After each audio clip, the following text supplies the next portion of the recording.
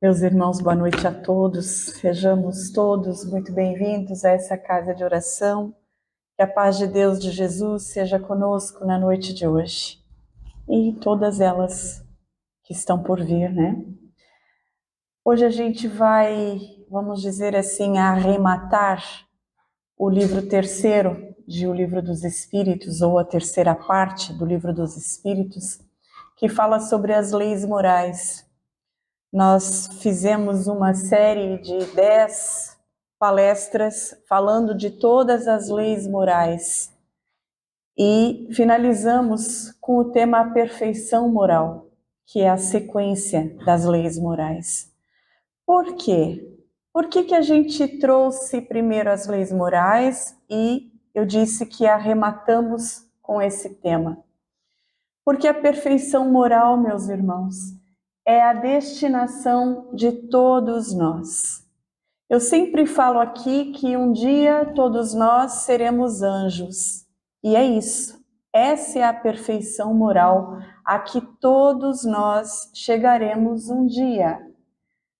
Vamos fazer a ressalva para que fique muito bem entendido que esta perfeição é relativa, porque a perfeição absoluta somente Deus a tem. Mas nós, criados simples e ignorantes por Deus, vamos caminhando, vamos galgando, vamos subindo o nosso degrau da nossa escalada evolutiva, degrau a degrau, se utilizando para isso, para nossa ascensão de todas as leis morais. Então é através das reencarnações múltiplas, milhares, porque somos espíritos milenares. E vamos chegar a essa perfeição já na próxima? Provavelmente não. Provavelmente ainda levaremos mais alguns milhares de anos para atingirmos a condição de espíritos puros ou perfeitos e habitarmos um mundo de perfeição, um mundo feliz, né? Por enquanto, ainda somos aqui espíritos imperfeitos, habitantes deste planeta de provas e expiações. Mas temos como nosso guia e modelo Jesus, e Deus nos deixou as suas leis, todas elas. Então é a lei do progresso que nos norteia, é a lei de reprodução ou de reencarnação que nos conduz, é a lei de igualdade, a lei de liberdade, que é, em última análise, o nosso livre-arbítrio, e ali nós vamos aprendendo, demorando ou não, conforme a nossa condução, conforme a nossa vontade. Aprendemos que temos sim essa condição e que depende só de nós, que Deus não nos castiga em absoluto, nunca nos castigou e nunca nos castigará. Apenas estamos sujeitos às consequências das nossas escolhas. Apenas estamos colhendo o que deliberadamente nós entendemos de semear. E não tem outro caminho, né? Mas vamos lá, vamos à nossa fala. Então, a perfeição moral é a meta que todos os espíritos atingirão um dia, sujeitos à lei de progresso. Não tem outra maneira. Todos nós um dia seremos perfeitos. Isso não sou eu que estou dizendo. Foram os imortais que disseram a Kardec, está lá nas questões 114 a 127 de O Livro dos Espíritos, e eu convido os senhores à análise dessas questões. Elas nos ensinam sobre a evolução espiritual. A questão 115 nos diz que Deus criou todos os espíritos simples e ignorantes, isto é, sem saber, né? Como crianças, como bebês. A cada um deu determinada missão, com o fim de esclarecê-los e de os fazer chegar progressivamente à perfeição, pelo conhecimento da verdade, para aproximá-los de si, de quem? De Deus. Nessa perfeição é que eles encontram a pureza, a pura e eterna felicidade. Quando Jesus nos disse que ela não é deste mundo, está aqui o entendimento. Passando pelas provas que Deus lhes impõe, é que os espíritos adquirem aquele conhecimento, né? Vamos adquirindo experiência, vamos reajustando a nossa conduta, erramos e temos a possibilidade de corrigir, de fazer novamente o que fizemos errado e de aperfeiçoar o que já aprendemos. Na questão seguinte, então, a 116, Kardec pergunta aos imortais: haverá espíritos que se conservem eternamente nas ordens inferiores, quer dizer, que fiquem para sempre no mal? E aqui nós compreendemos que não existe um demônio, como a gente pensa que existe, devotado ao mal eternamente desde sempre. Não. Porque a resposta é a seguinte: não existe ninguém que ficará e permanecerá eternamente nas ordens inferiores. Todos se tornarão perfeitos. Assim, então, meus irmãos, no capítulo 12 de O Livro dos Espíritos, Kardec traz codificado o tema da perfeição moral, reunido nos tópicos das questões 893 a 919, isso é para informação e para que, se alguém tiver curiosidade de ir estudar, dar uma olhadinha, seria interessante. Trata as virtudes e os vícios, das paixões, caracteres do homem de bem e conhecimento de si mesmo. São uma espécie de passo a passo para que cheguemos à perfeição. E nós já sabemos, agora falta aprendermos, como diz aquela música, né? Saber a gente já sabe, agora a gente precisa aprender, quer dizer, fazer, executar. Esse tema é abordado no último capítulo das Leis Morais, conforme eu falei, no terceiro livro de O Livro dos Espíritos, e também é desenvolvido em O Evangelho segundo o Espiritismo, onde a espiritualidade nos informa que a essência da perfeição é a caridade na sua mais ampla acepção, porque implica a prática de todas as outras virtudes. Meus irmãos, a caridade, conforme nos ensinou Jesus, que é o perdão das ofensas, a benevolência para com todos e a indulgência para com os defeitos dos outros, essa é a verdadeira caridade. Quando nós conseguirmos praticá-la, nós teremos aprendido aquele sentimento que é o necessário para que nós evoluamos, que se chama amor.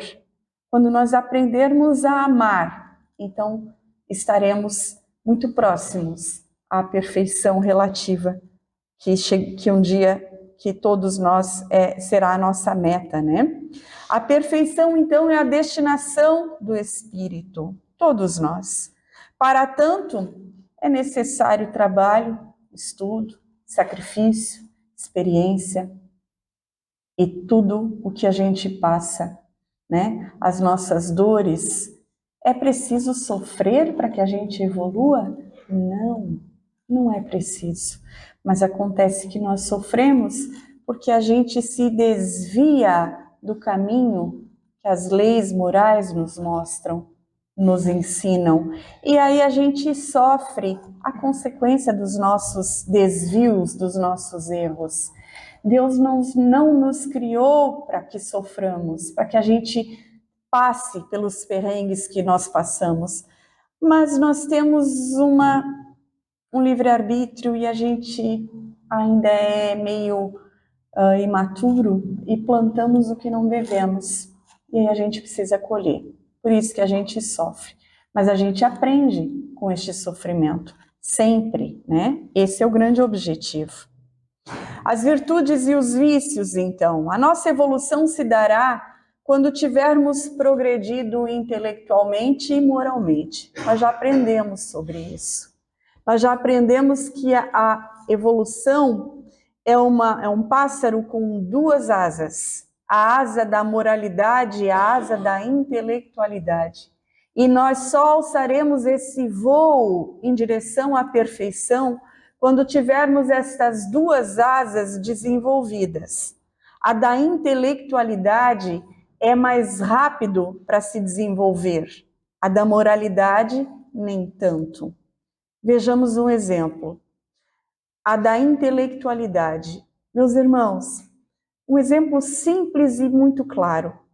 A criatura que inventou a bomba atômica, por exemplo, era uma criatura sem intelectualidade ou com pouca intelectualidade, sem conhecimento? É óbvio que não. Era um estudioso, era um cientista, mas e a parte moral daquela criatura? Era desenvolvida?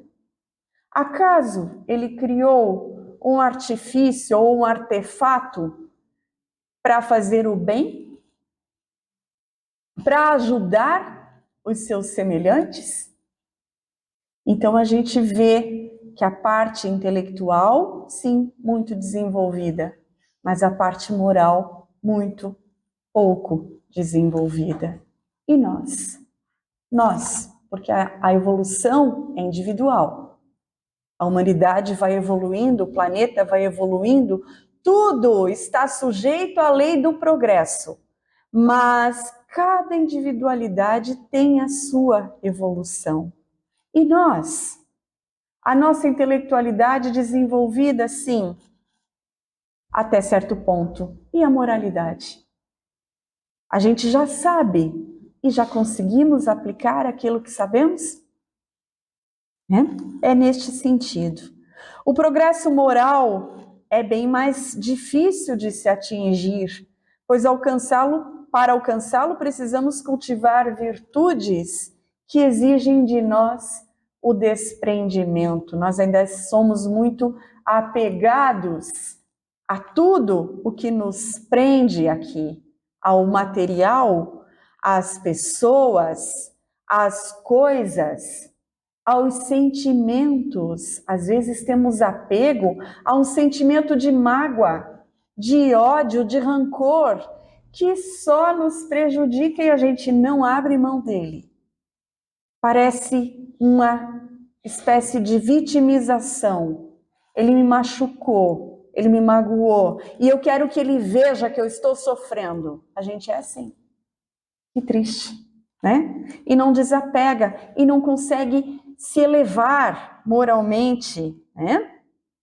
É por isso que nos ensinam os benfeitores que a sublimidade da virtude consiste no sacrifício do interesse pessoal pelo bem do próximo, sem segundas intenções.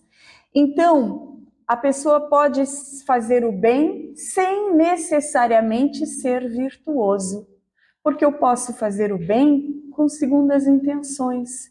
Eu vou ajudar, porque daqui a pouco eu vou precisar da ajuda dele. Eu estou fazendo o bem, porque eu estou ajudando. Mas eu estou sendo virtuosa? Ou eu estou com uma intenção ou uma segunda intenção? Então a gente não pode confundir fazer o bem com ser virtuoso. Nós conseguimos nos elevar moralmente quando temos as duas coisas. Quando fazemos o bem pelo bem, porque eu quero chegar próximo a Deus e não porque eu quero um favor posteriormente, não porque eu quero que me vejam fazendo o que eu fiz, não porque eu quero aplauso, não porque eu quero me exibir. A gente tem que ver isso. Eu vou ajudar para ele não me incomodar depois. Eu vou dar isso aqui, essa minha roupa que está me trancando o guarda-roupa. Eu não aguento mais olhar isso aqui. Aí a gente vai lá e esvazia para fazer o bem. Mas estamos sendo virtuosos ou estamos, no momento, só fazendo o bem? A gente tem que se policiar, se conhecer nesse sentido, meus irmãos, para não nos acharmos assim tão bonzinhos Às vezes a gente não é. A gente é só um pouco interesseiro, né? Eu me coloco nessa situação também, com certeza, né? A gente que está aqui, a primeira pedrada é na gente mesmo. A evolução é um caminho que todos temos que trilhar, necessariamente. A lei de progresso é para todos. Não há privilégio no concerto das leis divinas, então Deus não criou uns perfeitos e outros que ainda não são. Não, Ele criou todos nós da mesma forma, simples e ignorantes. Mas como é que tem gente que já está mais à frente? Porque talvez, certamente, é o espírito mais velho, porque a experiência já foi maior, porque o aprendizado já houve. Enfim, meus irmãos, mas não há privilégios. Deus é soberanamente justo e bom. Ele não privilegia ninguém. Podemos observar que alguns espíritos de grande envergadura moral fazem o bem espontaneamente, sem dificuldades. É o que a gente compreende aí pelos nossos guardiões, pelos nossos mentores, né? Eles já conseguem fazer o bem pelo bem, são virtuosos. É porque eles já trilharam o caminho, que já passaram por dificuldades que hoje nós estamos passando. Um dia nós chegaremos lá também, né? Merecem por isso a nossa reverência e devem ser para nós um exemplo a ser seguido. Os nossos santos, eles já passaram pelas provas e expiações que nós hoje estamos passando. Venceram essas provas. As paixões. A paixão é um princípio que está na natureza, não sendo logo um mal em si mesmo. A gente vai falar um pouquinho de paixão. A paixão é um mal, meus irmãos? É um problema? O problema é quando ela me governa. E o Livro dos Espíritos traz um exemplo de um corcel, quer dizer, um cavalo. Quem é que está no comando? Eu ou aquele animal? Se for o animal, ele é irracional. Ele só vai, ele derruba, ele... Mas se eu estiver no controle, ele me é útil. E a paixão é a mesma coisa. Eu tenho paixão pelo meu trabalho. Então eu acordo com aquilo à disposição, porque eu adoro o que eu faço.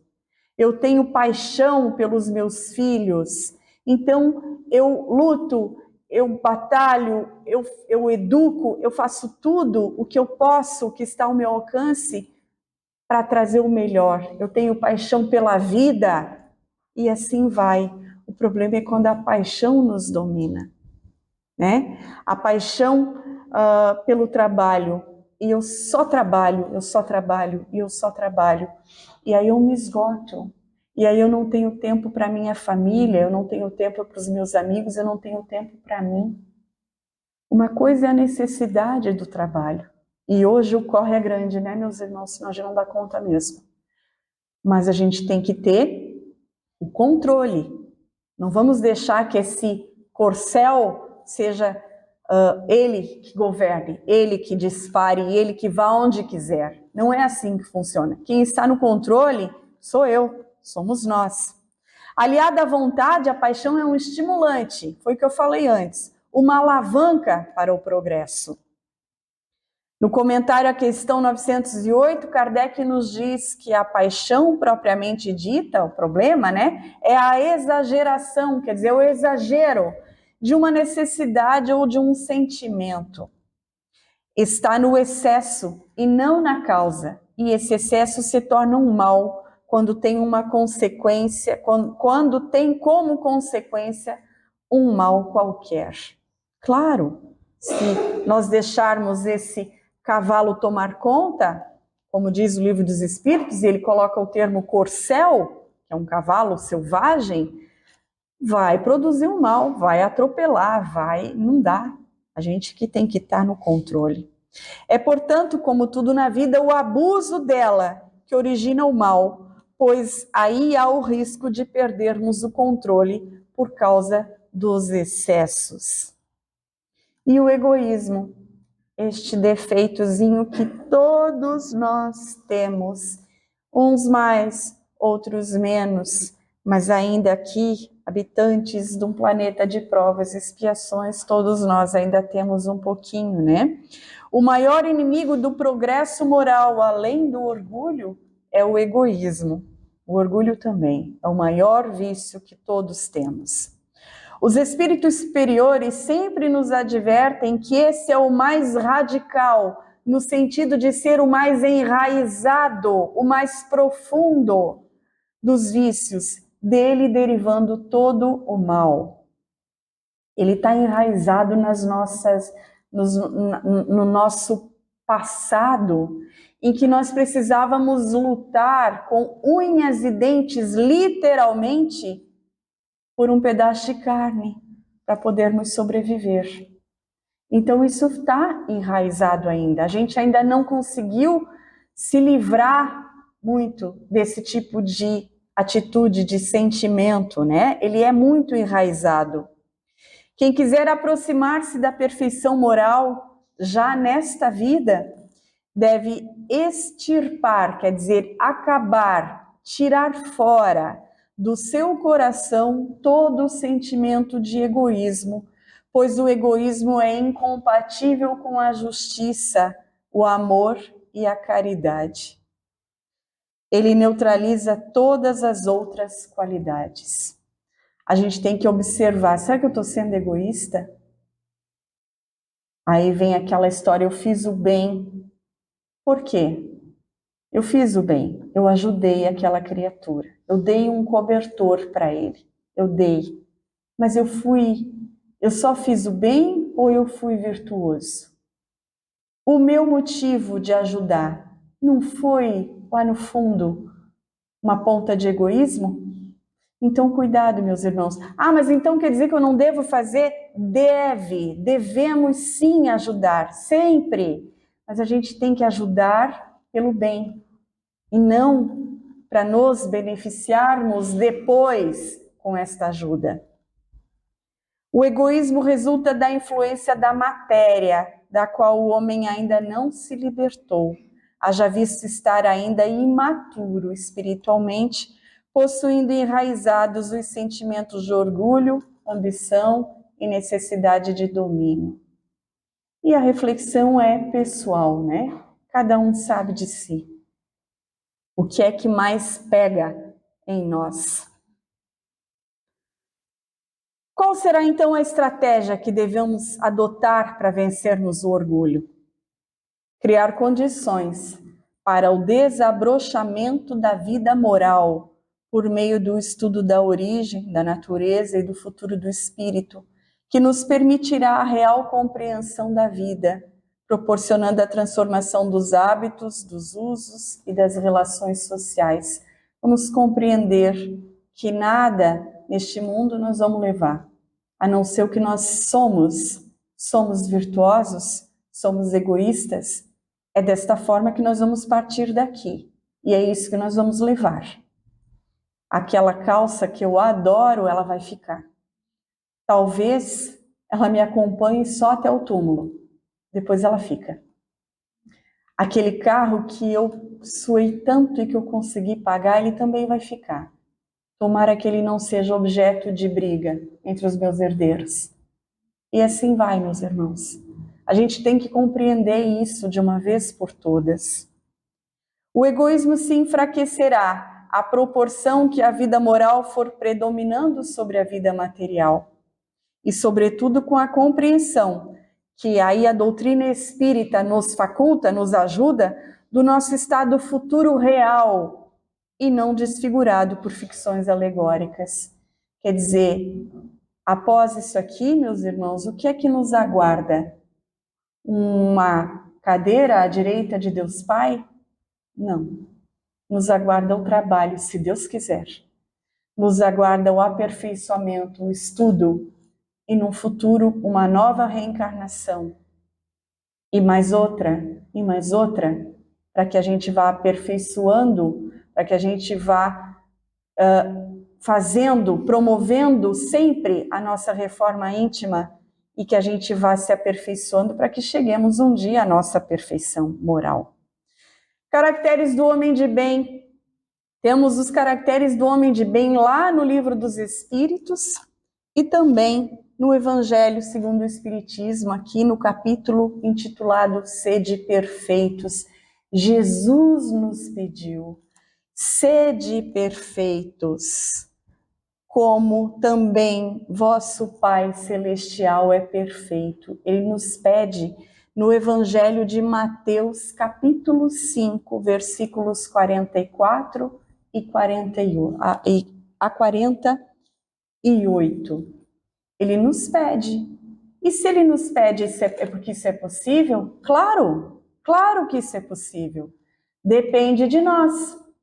Devagar, claro, não podemos nos atropelar. Mas vamos lá, o homem de bem. Então, se reconhece o homem de bem, isso, meus irmãos, mais um parênteses, vale muito a leitura do capítulo 17, Sede Perfeitos, do Livro dos Espíritos, é o texto mais lindo que tem nesse evangelho, sabe? Reconhece-se o homem de bem pelos atos que pratica em consonância com as leis divinas e pela sua compreensão antecipada da vida espiritual. E vamos nos enquadrando nos caracteres do homem de bem. Em quantos nós conseguimos nos enquadrar? Daqui a pouco, se Deus quiser, em todos.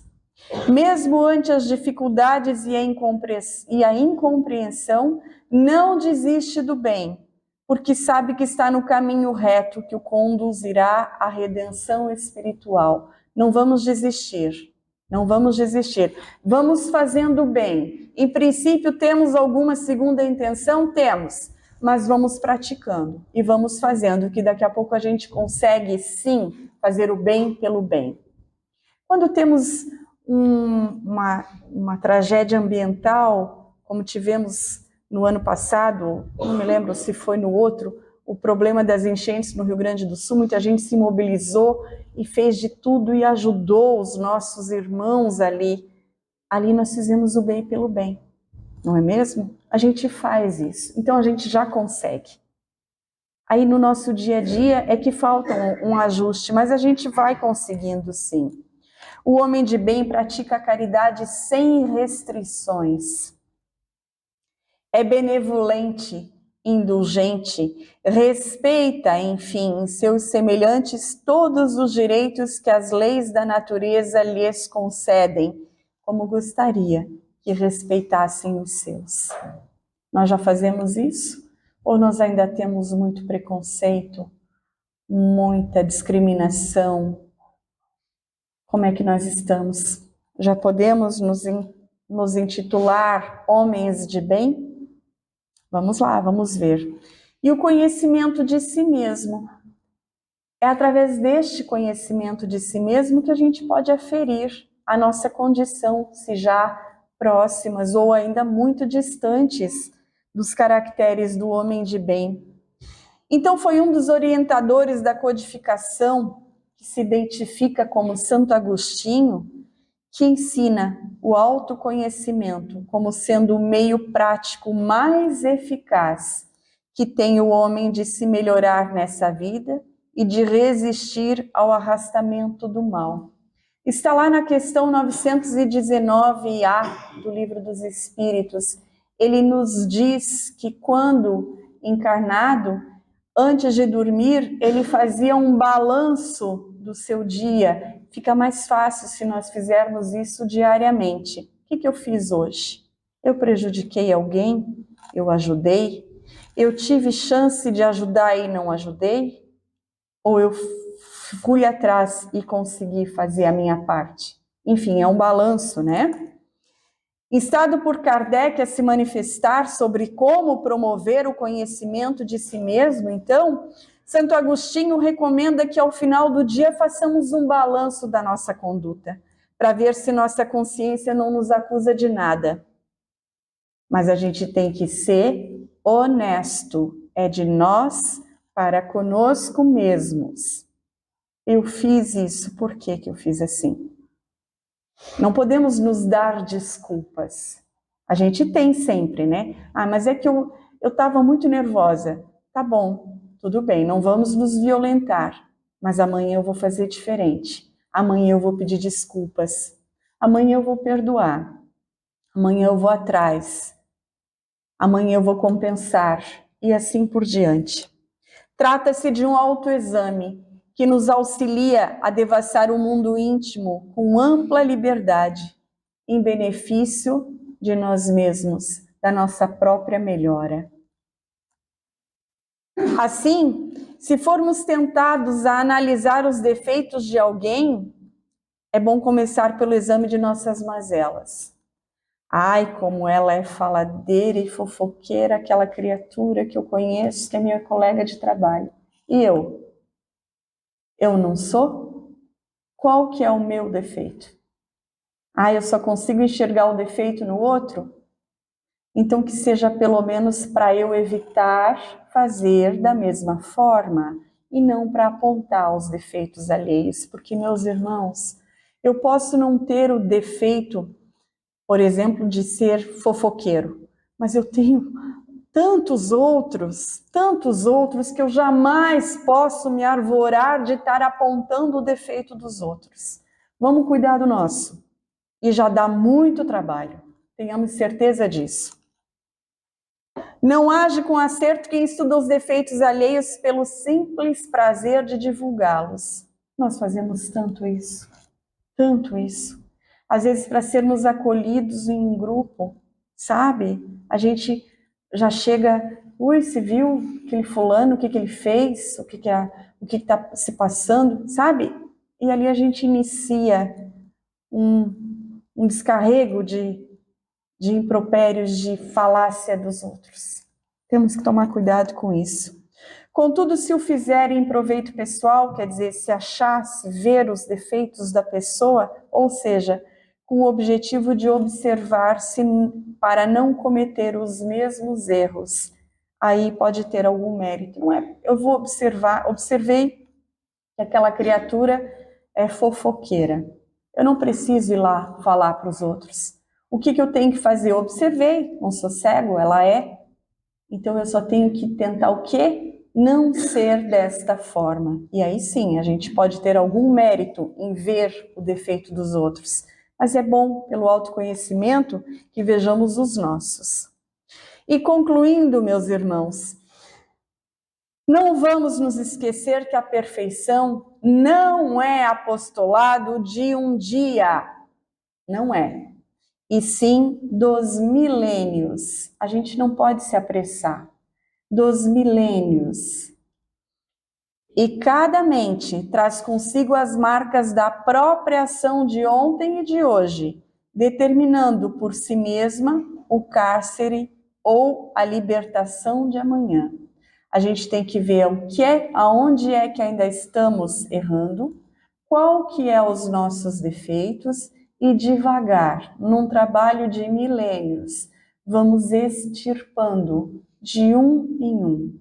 Quando aprendemos, e a lei do progresso é para todos, a gente não retroage, eu já aprendi e não sou mais fofoqueira, não vou ser mais. É um defeito que eu já tirei, agora vamos ao próximo. E assim por diante, devagarinho. Um trabalho de milênios, meus irmãos. Que Jesus nos ampare, nos guie, porque Ele é o caminho, é a verdade e é a vida. E Ele é o modelo que nós temos para seguir. Ele está no comando, Ele está à frente. E nós, com certeza, um dia chegaremos lá, seremos anjos e seremos, sim, como Jesus, né? Perfeitos, porque Ele nos pediu, nos concitou, sede perfeitos. A ponte, o caminho, é o meu semelhante, a caridade, para com todos os semelhantes, o amor aos inimigos, a oração pelos que nos perseguem, pelos que nos caluniam. Esse foi o ensinamento de Jesus. Amar o vosso próximo, mas amar até os inimigos. Isso não é fácil. Trabalho de milênios. Que Jesus nos ajude e nos ampare. Obrigada pela atenção de todos. Fiquemos em paz e que Deus vos ajude. Boa noite a todos.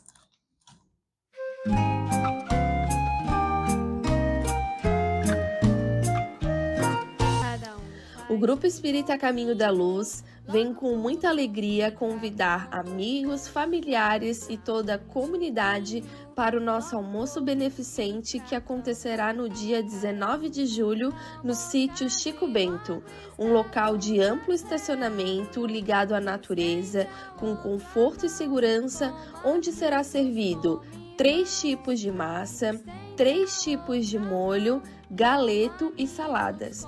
Os convites já se encontram à venda. Crianças de 0 a 4 anos não pagam. De 5 a 10 anos, o valor é de R$ 35. E acima de 11 anos, o valor é de R$ 60. Procure qualquer trabalhador da casa. Lembrando que todo o valor arrecadado com a venda será em benefício do Grupo Espírita Caminho da Luz. Assim estaremos felizes com a presença de todos. Nos encontramos lá. Até breve!